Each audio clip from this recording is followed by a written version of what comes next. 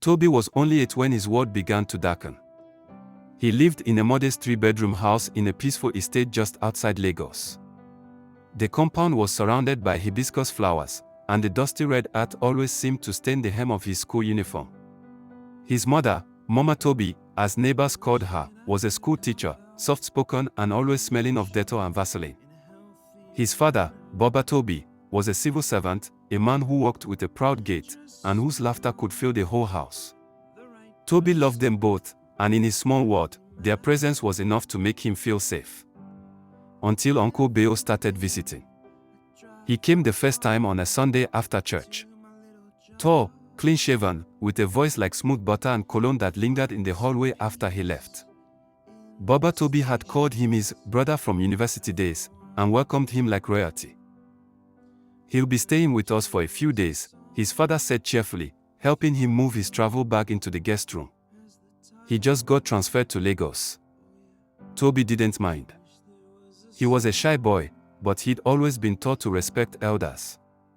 Uncle Beo seemed nice at first. He bought Tobi a new football and some chocolates the next day. He joked about cartoons and told funny stories in the evening. Mama Tobi thanked him with a smile, saying, "You're spoiling this boy, oh." That night, Tobi was brushing his teeth when Uncle Beo walked past the bathroom, paused, and looked at him. "Make sure you brush well. Big boys have to be clean," he said with a smile. Tobi smiled back, foaming around his lips. But something in his tone didn't feel right. He couldn't explain it, not even to himself. Just a flicker of discomfort, then gone. It started subtly. Uncle Beo would tap him on the back when passing, but his hand would linger a second too long. One night, he sat too close while watching TV. When Tobi tried to shift, he whispered, "Relax. You're too jumpy." Then came the night it happened. Tobi was asleep when the door creaked open. He stirred slightly, thinking it was his mom checking in on him. But instead, he felt a hand on his leg, gently, then firmer. He opened his eyes, confused.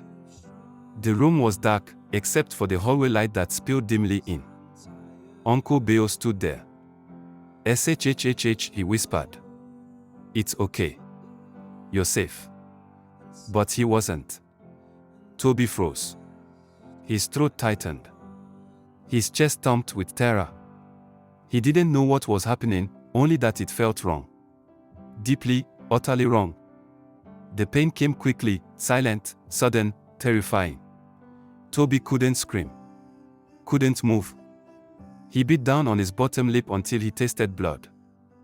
When it was over, Uncle Beo stood, straightened his shirt, and said, "Don't tell anyone. This is our secret. If you speak, your daddy will send you away. Understand?" Tobi nodded, tears soaking his pillow.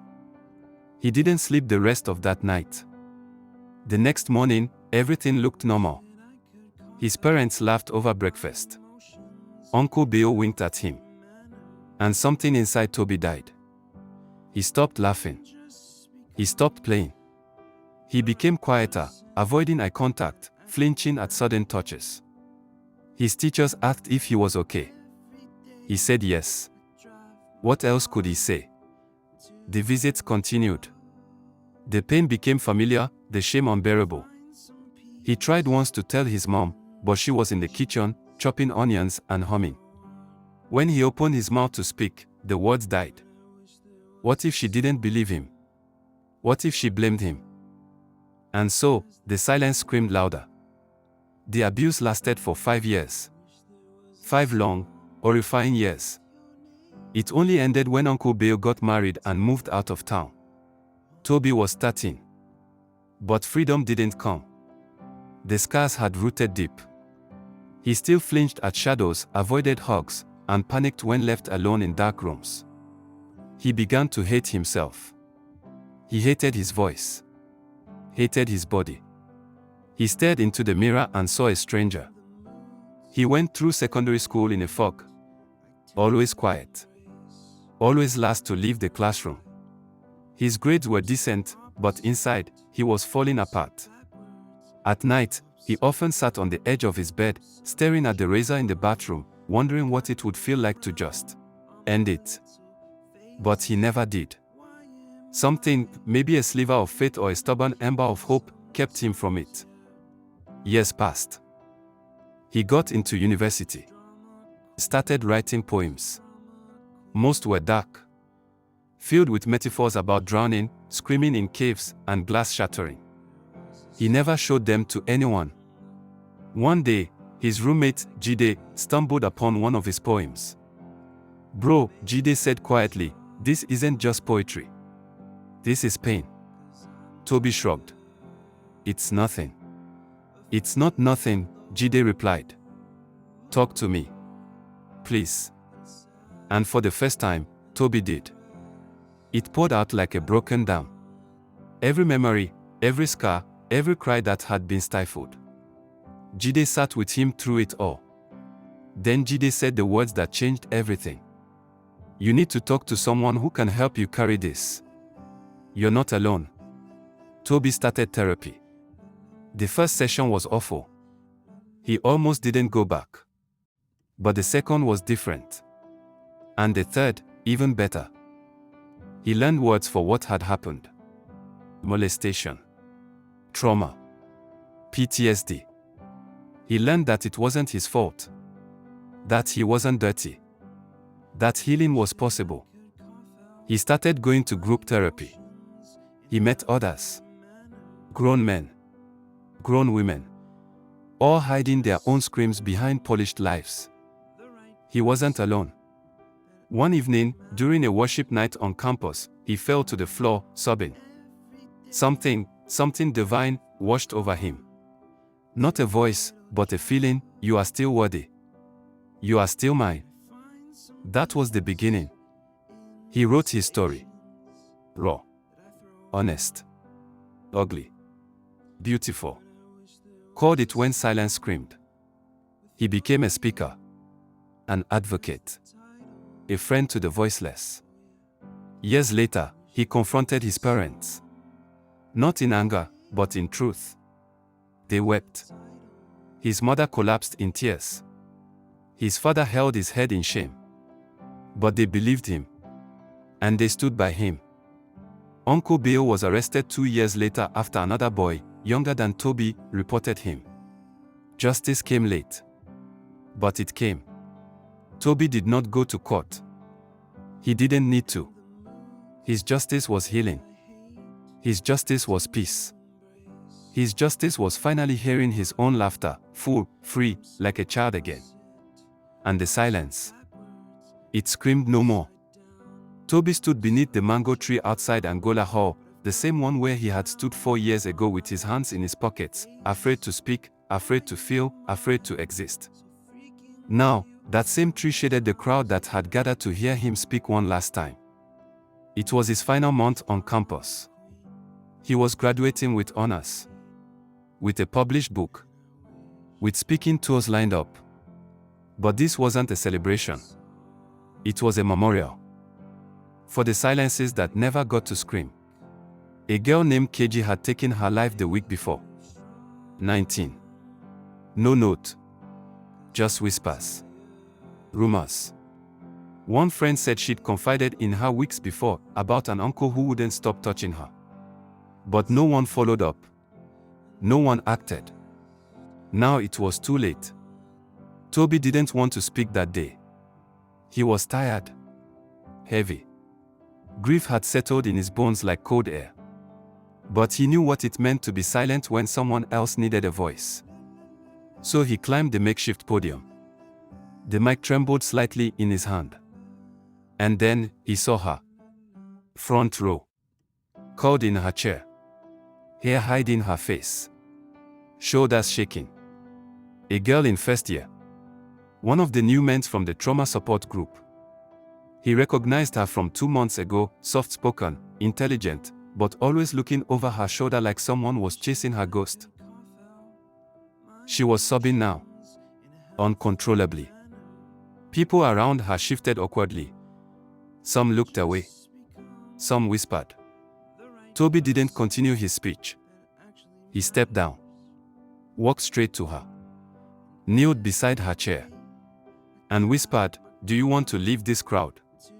She nodded.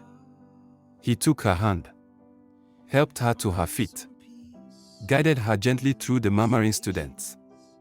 They walked to a small patch of grass behind the faculty building, sat down in silence. She clutched her knees to her chest, body trembling. He said nothing, just waited. Eventually, she spoke. 3 words. "I was next." Then everything broke. Her voice cracked. Her story poured out in fragments: an older cousin, threats, shame, guilt, numbness, fear. She said she read Tobi's book twice, but didn't believe she deserved the same freedom. KG was braver, she whispered. She left. "I am still stuck." Tobi turned to her gently. "No. Leaving isn't braver. Staying is." She looked up, tears in her eyelashes. "Does the pain ever stop?" "No," Tobi said honestly. "But it gets lighter. And your feet remember how to dance again." They sat for over an hour.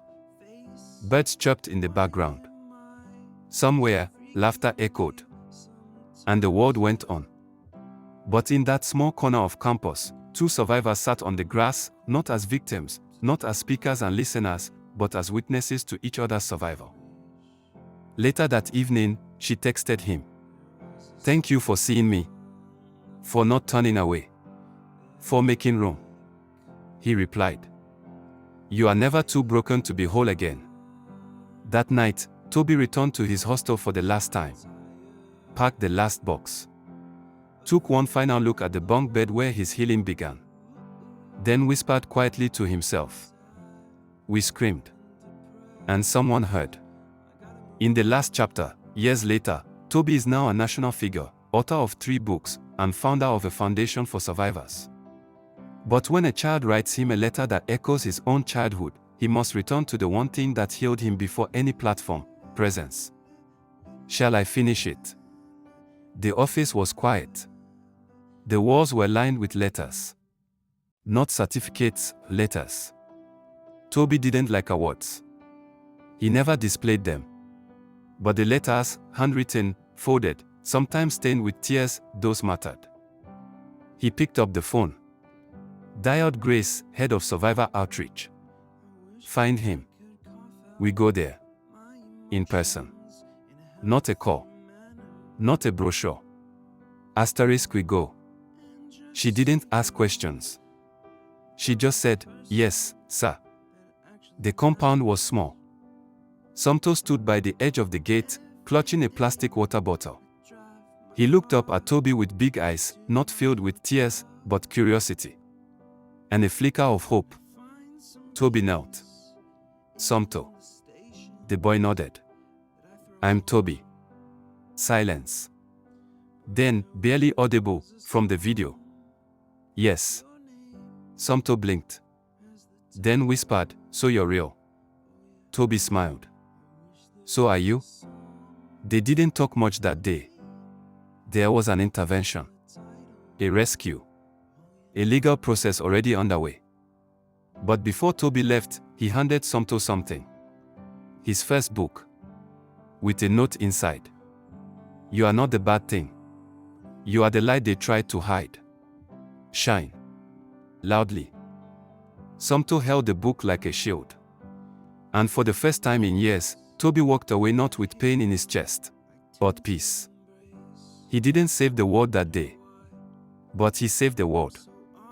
And that was enough. That night, Tobi returned to his home. Sat by the window. Watched the stars scatter across the sky like bruises that learned to sparkle. He opened his journal. Wrote. When silence screamed, I answered. And now, we echo louder than fear. This is not the end but the beginning. Please kindly like, comment, share and subscribe to Eshiot Speaks Learn Like a Child for more insightful contents. Thank you.